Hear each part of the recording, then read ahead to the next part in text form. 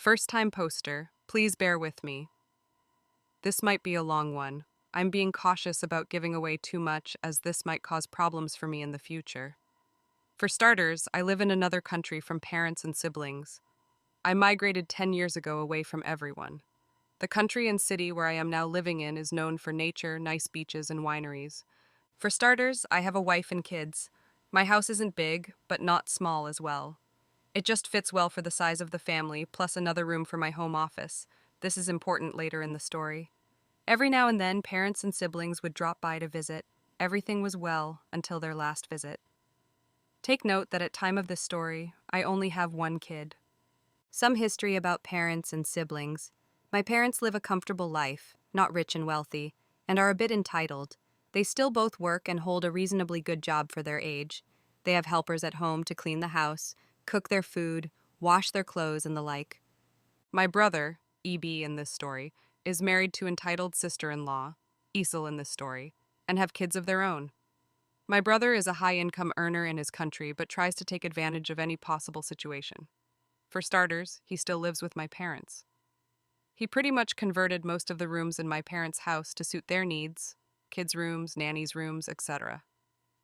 The thing about EB is that he doesn't pay any bills in the household except her own credit. I'm not even sure who pays for the kids' school. I have a lot of things to rant about them, but that's another story.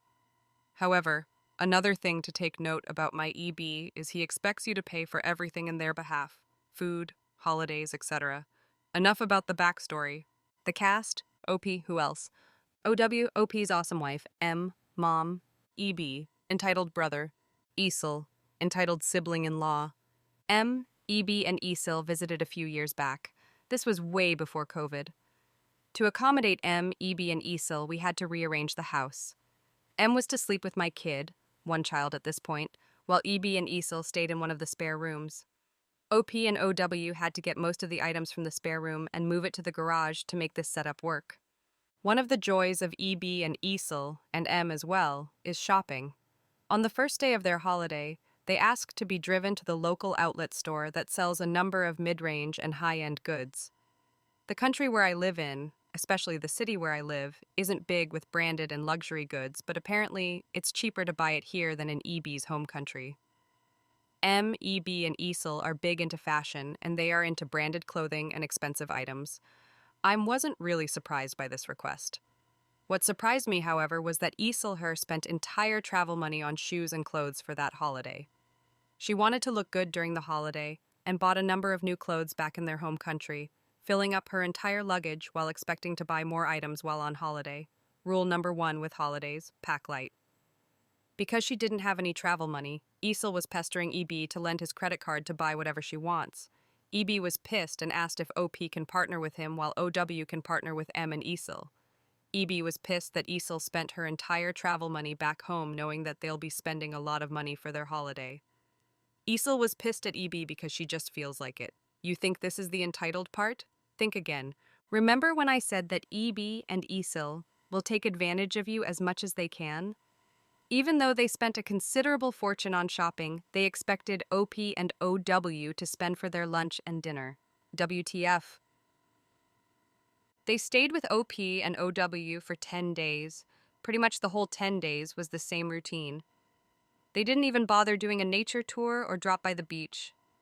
When we dropped by the vineyard, you could feel that they were pretty bored and requested to go to the local shopping mall. Did I mention that EB is lazy while Isel is lazier?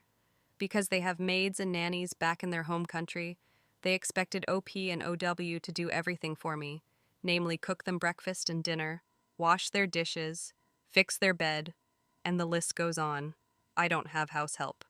They hardly help with the house chores.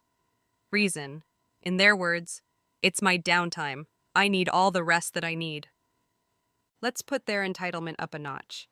EB and Isel expected OP and OW to serve them expensive food and everything that goes with it: steak, ice cream, cheese, wine, beer, etc.